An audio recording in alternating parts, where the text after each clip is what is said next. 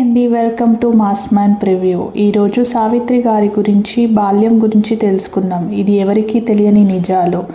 ఈ వీడియో మీరు లాస్ట్ వరకు చూస్తారని ఆశిస్తున్నాను. ఎన్నో తెలియని విషయాలు ఇందులో ఉన్నాయి. 1936 జనవరి 4న గుంటూరు జిల్లా చిరావూరు గ్రామంలో ఒక నక్షత్రం జన్మించింది. ఆమె పేరే సావిత్రి. తల్లి సుభద్రమ్మ, తండ్రి నిశ్చల్క గురువయ్య. గురువయ్య వ్యవసాయం, రైస్ మిల్లుల వ్యాపారం చేసేవారు. ఆయనకు కథలు చెప్పడం అంటే ఎంతో ఇష్టం. వీరికి 1934లో మొదటి సంతానంగా మారుతి జన్మించింది. 1935లో సుభద్రమ్మ మళ్ళీ గర్భం దాల్చి పుట్టింటికి వెళ్ళింది. అక్కడే సావిత్రి గారు జన్మించారు. బిడ్డ పుట్టిందని తెలుసుకొని గురువయ్య వచ్చి చూసుకున్నారు. మళ్ళీ ఆడపిల్లనే అనుకున్న చిన్నారి సావిత్రిని చూసి ఎంతో మురిసిపోయారు. ఆ చిన్నారి ముఖంలో ఏదో విశేషమైన తేజస్సు కనిపించింది. కానీ విధి వక్రించింది. సావిత్రికి 6 నెలలు నిండకుండానే గురువయ్య చనిపోయారు. ఆ మరణం ఆ కుటుంబంలో ఒక పెను తుఫానును మొదలుపెట్టింది. భర్త పోయిన 15 రోజులకే సుభద్రమ్మ పరిస్థితి దయనీయంగా మారింది. భర్త కుటుంబం నుంచి ఆమెకు, పిల్లలకు ఎలాంటి ఆదరణ లభించలేదు. ఆస్తిలో వాటా కూడా రాలేదు. భర్త ఆస్తి ఏమాత్రం తమకు రాలేదు. అడిగి తీసుకునే శక్తి ఆమెకు లేదు. ఆమె వెనుక నిలబడి ఆదుకునే మనిషి లేడు. ఆడదానికి, ముఖ్యంగా ఒంటరి ఆడదానికి ఆ రోజుల్లో న్యాయం దొరకడం అంటే అంత సులభం కాదు. ఇక ఆ ఊర్లో ఉండడం వృధా అని నిశ్చయించుకుంది సుభద్రమ్మ. తన అక్క దుర్గాంబ దగ్గరికి వెళ్ళాలని నిర్ణయించుకుంది. కానీ ఆ ఊరు వదిలి వెళ్లే ముందు ఆమెకి ఇంకొక పోరాటం ఎదురైంది. ఒకరోజు సుభద్రమ్మ సావిత్రిని, మారుతిని తీసుకొని దిబ్బకు వెళ్ళింది. అప్పటికే ఆ దిబ్బ మీద కొంతమంది పనిచేస్తున్నారు. కర్ణం కూడా అక్కడే ఉన్నాడు. వాళ్ళను చూసి కర్ణం దగ్గరకు వచ్చాడు. ఏంటి సుభద్రమ్మ, ఇంట్లో పని వదిలేసి ఇక్కడికి వచ్చావు? నీ ఒంటి చేతికి ఇంకో 2 చేతులు తోడు కావాలా అని అడిగాడు. అతని మాటల్లో ఎక్కడో అపహాస్యం ధ్వనించింది. నేను పని చేయడానికి రాలేదు, అడగడానికి వచ్చాను. మీరు నా దిబ్బ ఎందుకు కబ్జా చేస్తున్నారు అని అరిచింది సుభద్రమ్మ. ఆమె గొంతులో ఆవేదన, ఆగ్రహం, నిస్సహాయత అన్నీ మేళవించి ఉన్నాయి. నీ పెనిమిటి చేసిన అప్పుకు ఈ దిబ్బ సరిపోయింది. వాడు రాసిచ్చిన కాగితాలు నా దగ్గర ఉన్నాయి. పంచాయతీ పెట్టమంటావా అని అరిచాడు కరణం. అతని చేతిలో కాగితాలు ఉన్నాయి. నిజమే కాదో కానీ ఆ కాగితాలే ఆమె నోరు మోయించాయి. చేతిలో కాగితాలు ఉన్నాయంటూ కరణం ఆమె నోరు మోయించాడు. ఆడదానికి, ముఖ్యంగా ఒంటరి ఆడదానికి ఆ రోజుల్లో న్యాయం దొరకడం అంత సులభం కాదు. సుభద్రమ్మ ఇంకో మాట కూడా మాట్లాడకుండా అక్కడి నుంచి వచ్చేసింది. ఆమెకు అర్థమైపోయింది, ఈ ఊరిలో తనకు న్యాయం దొరకదు. తన కూతుర్ల భవిష్యత్తు ఈ ఊళ్ళో లేదు. ఆమె తోటి కోడలకు నేను పుట్టింటికి వెళ్ళిపోతా అని చెప్పింది. ఇక ఇక్కడ ఉండడం వృధా. ఒకరోజు సావిత్రి ఆకలితో అక్క మారుతిని అడిగింది. అక్క, అన్నం కావాలి. ఆ చిన్నారు గొంతు విని ఇద్దరు తల్లి వైపు చూశారు. ఆ చూపుల్లో ఆకలి, నిస్సహాయత, ప్రశ్న అన్నీ ఉన్నాయి. సుభద్రమ్మ పక్కింటి రత్తమ్మ దగ్గరికి వెళ్ళి ఏమైనా తిండి ఉంటే పెట్టమని అడిగింది. రత్తమ్మ వండి పెడతానన్నా సుభద్రమ్మ ఒప్పుకోలేదు. చీకటి పడక ముందే బండి దగ్గరికి వెళ్ళాలని చెప్పింది. అసలు విషయం ఏంటంటే సుభద్రమ్మ బెజవాడకు దుర్గాంబ దగ్గరికి వెళ్ళాలని నిర్ణయించుకుంది. రత్తమ్మ ఆమెను ఆపడానికి ప్రయత్నించింది. దుర్గాంబే ఇంకొకరి మీద ఆధారపడి బతుకుతుంది. మీరు ముగ్గురు అక్కడ ఎలా పోషిస్తారు అని అడిగింది. కానీ సుభద్రమ్మ వినలేదు. కళ్ళలో నీళ్లు నింపుకొని బయలుదేరింది.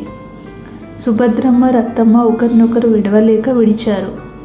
సుభద్రమ్మ ఆ ఊరినంతా ఒకసారి చూసుకుంది. తన భర్తతో గడిపిన రోజులు, తన కూతురు పుట్టిన ఇల్లు, తనకు దక్కని ఆస్తి, తనను అవమానించిన మనుషులు అంతా ఒక్కసారి కళ్ళ ముందు మెదిలింది.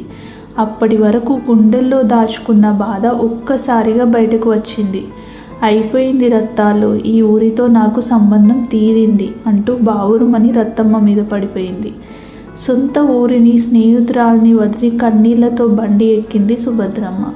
తర్వాత తేరుకొని చూస్తే ఎదురు చూస్తుంది విజయవాడ. కానీ అక్కడ ఆమెకి ఎదురయ్యేది ఏంటి? ఆశ్రయమా లేక మరో పోరాటమా? విజయవాడ చేరుకునేసరికి రాత్రి అయింది. సుభద్రమ్మ, దుర్గాంబ అప్పటికే నిద్రపోయిన సావిత్రిని, మారుతిని బండి నుంచి దించి ఇంట్లో పడుకోబెట్టారు. వాళ్ళు ఉన్న గది చాలా చిన్నది. ఒకవైపు వంటగది దాటగానే దొడ్డి ఉండేది. నలుగురు కలిసి పక్క పక్కన పడుకుంటే చాప పరిచినంత సరిగ్గా సరిపోయేది. అది దుర్గాంబ ఉండే ఇల్లు. వాళ్ళ పెద్దనాన్న వచ్చినప్పుడు మాత్రం వాళ్ళు ఎవరి ఇంటికో వెళ్ళిపోవాలి. అప్పుడప్పుడు చిరావూరు కూడా వెళ్ళేవారు. సుభద్రమ్మకు విజయవాడలో పొట్ట పోషించుకునే పని ఏమీ లేదు. దుర్గాంబ కూడా ఇంట్లోనే ఉండేది. అందుకే దుర్గాంబ భర్త తెచ్చే డబ్బులే వాళ్ళకి ఆధారం. దుర్గాంబ భర్త, ఆయన పేరు కొమ్మారెడ్డి వెంకట్రామయ్య. ఆయన ఒక కార్ డ్రైవర్గా పనిచేసేవారు. గోగినేని పెద్దబ్బాయి, చిన్నబ్బాయి అనే పెద్ద వ్యాపారస్తుల దగ్గర కారు నడపడం, ఇంకా ఇతర ఆఫీసులు పనులు చేసేవారు. ఆయన అప్పుడప్పుడు నెలల తరబడి దూర ప్రాంతాలకు వెళ్ళిపోయేవారు. ఆయన లేని సమయంలో వాళ్లకు పస్తులు తప్పేవి కాదు. చిన్న గది, శుచి శుభ్రం చేసుకోవడానికి కూడా స్థలం సరిపోయేది కాదు. నలుగురిలో ఎంత శుభ్రంగా ఉండాలన్నా వీలు లేని పరిస్థితి. డబ్బుల కోసం అప్పులు అడగడం, పస్తులు ఉండడం, ఇది సావిత్రి బ్యాక్గ్రౌండ్. కానీ ఈ కష్టాల గురించి చెప్పుకోవడానికి సావిత్రి ఎన్నడూ సిగ్గుపడలేదు. దాచడానికి కూడా ప్రయత్నించలేదు. ప్రతి విషయం, ప్రతి వస్తువు, ప్రతి ఆలోచన కాలంతో పాటు మారుతాయి. కానీ సావిత్రి మాత్రం తన గతాన్ని ఎప్పుడూ మర్చిపోలేదు. డబ్బు కోసం అప్పులు, పస్సులు, ఇది సావిత్రి బాల్యం. కానీ ఈ చీకట్లోంచి వెలుగులోకి వచ్చే మొదటి కిరణం ఏమిటో తెలుసా? ఆమెలోని ఒక ప్రత్యేకత. సుభద్రమ్మ కుటుంబం విజయవాడలో స్థిరపడింది. అక్కడ అక్క చెల్లెలు ఇద్దరూ కస్తూరిబాయి పాఠశాలలో చేరారు. వాళ్ళు బడికి వెళ్ళే దారిలో ఒక ప్రదేశంలో నాట్యం చేసే వాళ్ళను చూసేది సావిత్రి. బడికి వెళ్ళేటప్పుడు, తిరిగి వచ్చేటప్పుడు నాట్యం చేసే వాళ్ళను చూస్తూ ఉండేది. చాలా రోజులు చూసినందుకో లేక తండ్రి నుంచి వచ్చిన వారసత్వమో కానీ సావిత్రికి కూడా ఆ లయ వచ్చేసింది. ఎవరూ నేర్పకుండానే 8 ఏళ్లకే నాట్యగత్తెలలాగా తిరగడం నేర్చుకుంది. అది కాకుండా సావిత్రికి దేవుడిచ్చిన వరాల్లో మొదటిది ఆమె అందం. చూడగానే కనిపించేది ఆమె వర్చస్సు. సావిత్రిలో ఒక గ్రేస్ ఉండేది. సావిత్రి చాలా నల్లగా ఉన్న ఆమె శరీరం ఒక ప్రత్యేక కాంతిని వెదజల్లేది. ఆమె కళ్ళల్లో జీవం ఉట్టిపడేది. పెద్ద పెద్ద కళ్ళతో ఆమె ముఖం చాలా కళగా ఉండేది. ఆ చిన్న వయసులోనే చూసిన వాళ్ళు ఎవరూ సావిత్రి మీద నుంచి చూపు మరల్చుకోలేకపోయేవారు. 1-2 సార్లు వెనక్కి తిరిగి చూసేవారు. బుగ్గలు పట్టుకొని లాగేవారు.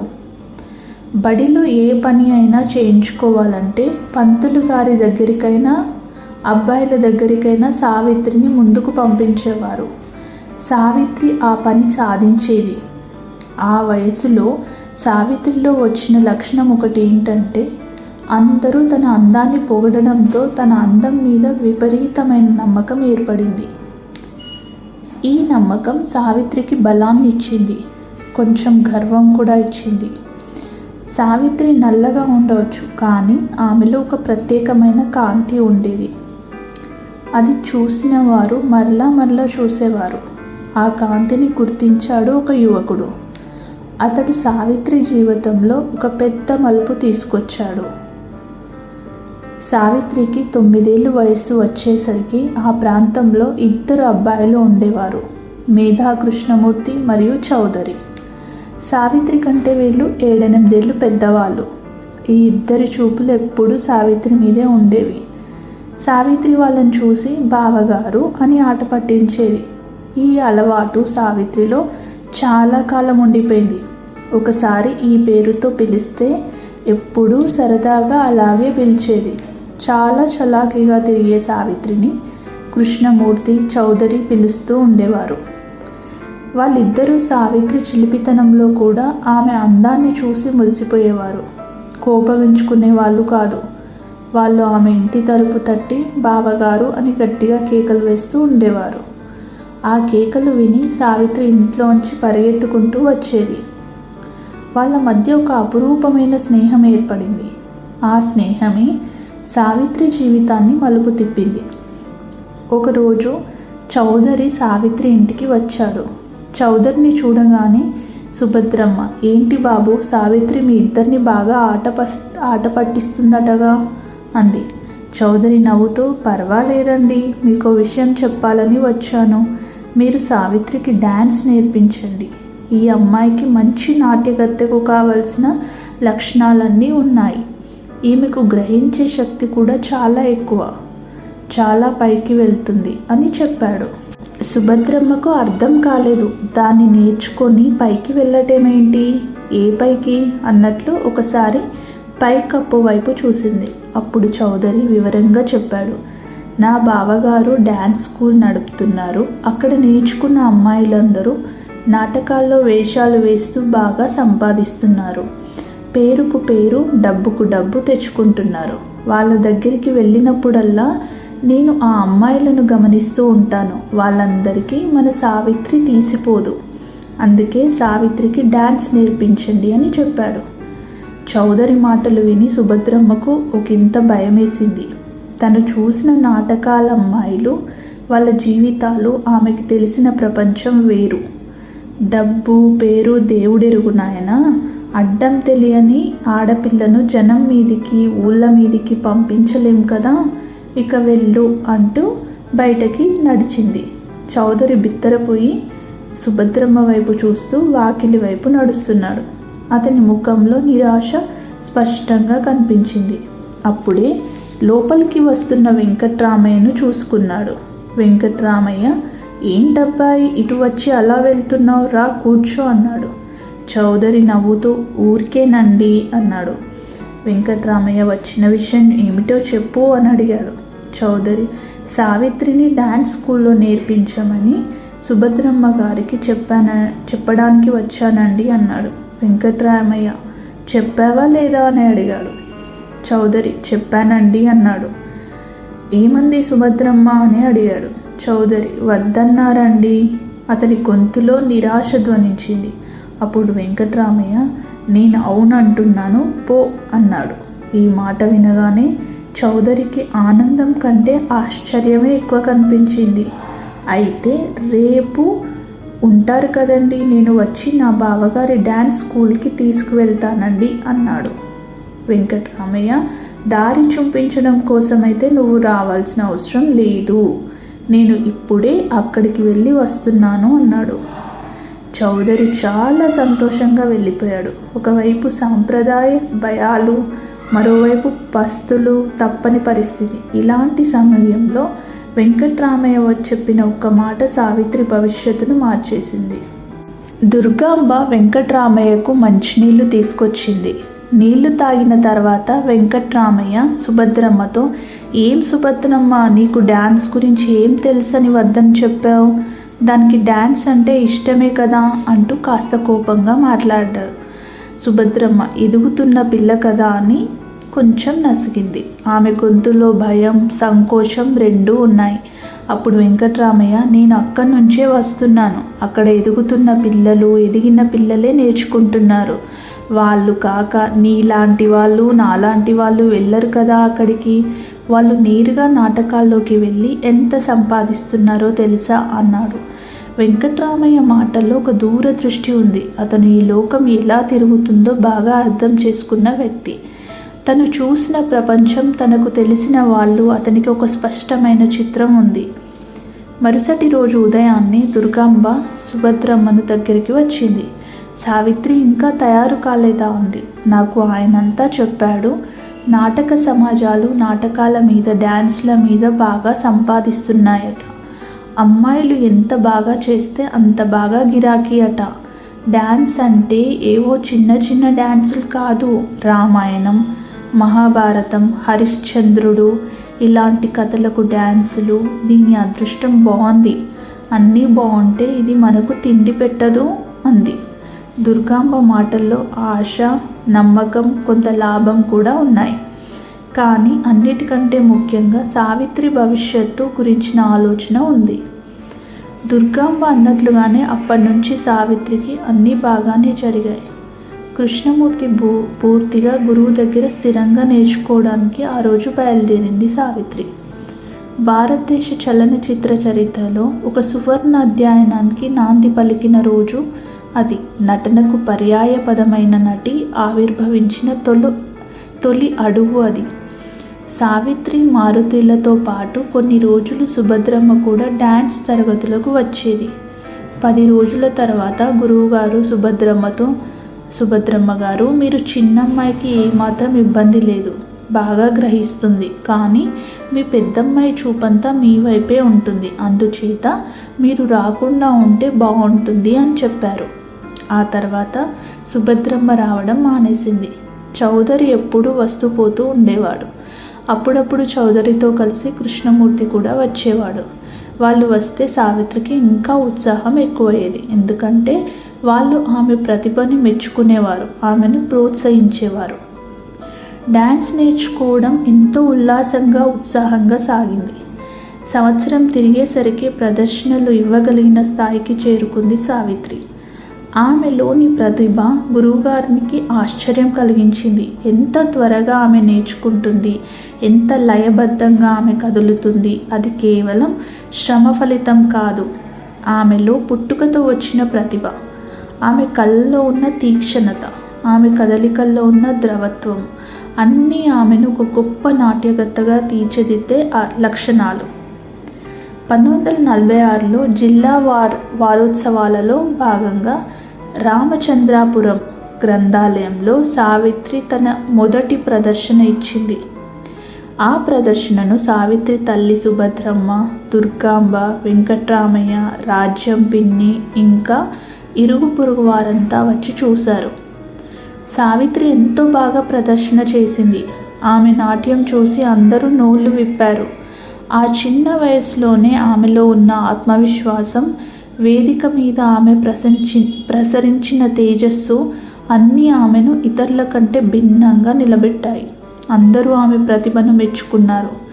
చప్పట్లతో మారుమోగిన ఆ హాల్లో నిల్చున్న సావిత్రికి అప్పుడు తెలియదు, తను నడిచిన ఈ బాట ఆమెను ఎంత ఎత్తుకు తీసుకెళ్ళబోతుందో. ఆమె కళ్ళలో ఒక కళ ఉంది. ఆ కళ నిజమవ్వడానికి ఇంకా చాలా దూరం ప్రయాణించాలి. విజయవాడలో మొదలైన ఈ ప్రస్థానం ఎక్కడికి దారి తీస్తుంది? ఈమెను ఎవరు ఆవిష్కరిస్తారు? హైదరాబాద్, మద్రాస్ స్టూడియోల్లో ఈమె కోసం ఎదురుచూసే అవకాశాలు ఏమిటి? ఇక్కడ ఒక మాట చెప్పాలి. సావిత్రి తన అందాన్ని దేనికోసం పణంగా పెట్టాల్సిన అవసరం లేదు. ఎందుకంటే సావిత్రి అందం అంటే పర్వాలేదనిపించే అందం కాదది, ప్రశ్నించే అందం. సావిత్రి కంటే అందమైన వాళ్ళు లేరని కాదు, ఖచ్చితంగా ఉంటారు. సావిత్రితో సమానంగా చాలామంది ఉండి ఉంటారు. కానీ సావిత్రి నడిచిన దారిలో ఆమెకు సమానంగా ఎవరూ రాలేదు. అందుకే సావిత్రి రాణిలా వెలిగింది. ఆమెలో ఉన్న ఆత్మవిశ్వాసం, ఆమె ప్రతిభ, ఆమె కష్టించే తత్వం ఇవన్నీ కలిసి ఆమెను ఒక ప్రత్యేక వ్యక్తిగా నిలబెట్టాయి. ఆమె నల్లగా ఉండవచ్చు, కానీ ఆమెలో ఒక ప్రత్యేకమైన కాంతి ఉండేది. అది చూసిన వాళ్ళు మరలా చూసేవారు. ఆ కాంతి ఆమెను ఎప్పటికీ వెలిగించింది. ఆమె జీవితం ఒక స్ఫూర్తి. పేదరికం నుంచి పీఠం వరకు, చీకటి నుంచి వెలుగు దాకా సాగిన ఓ అద్భుత ప్రయాణం. ఆ ప్రయాణంలో ఇంకా ఎన్నో మలుపులు, ఎన్నో సవాళ్ళు, ఎన్నో విజయాలు ఉన్నాయి. ఇవన్నీ మనం తర్వాత కథలో చూద్దాం. సోలో సావిత్రి గారి నటనా రంగం ఎలా స్టార్ట్ అయింది అనే విషయాలు, ఎన్నో తెలియని విషయాల్ని మనం పంచుకుందాం. మీరు కొత్తగా ఈ ఛానల్ని చూస్తున్నట్టయితే please subscribe my channel and మీ అభిప్రాయాన్ని కూడా నాకు చెప్పండి. నాకు కూడా తెలియని విషయాలు ఉంటే మీరు కమెంట్లో చెప్పండి. Thank you so much.